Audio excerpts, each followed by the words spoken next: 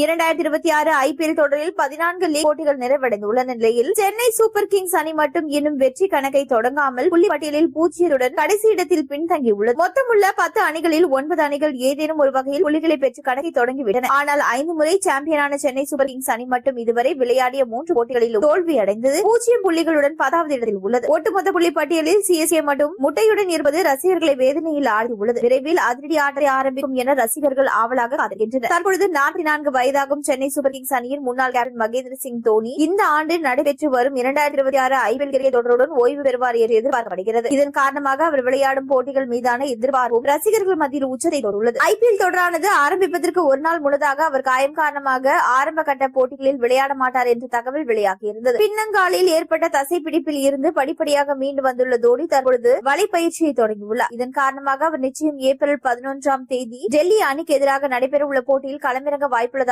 கூறப்படுகிறது. அப்படி 11ஆம் தேதி டெல்லி அணிக்கு எதிரான போட்டியில் தோனி விளையாடினால் நிச்சயம் அந்த போட்டி ரசிகர்கள் மத்தியில் மிகப்பெரிய வரவேற்பை பெறும். ஏற்கனவே சென்னை அணி விளையாடிய 3 போட்டிகளிலும் தொடர்ச்சியாக தோல்விகளை பெற்று புள்ளிப்பட்டியலில் கடைசியான இடத்தை பிடித்திருப்பதால் தோனி மீண்டும் அணிக்குள் வருவது அவசியம் என்று ரசிகர்கள் தங்களது கருத்தை பகிர்ந்து வருவது குறிப்பிடத்தக்கது.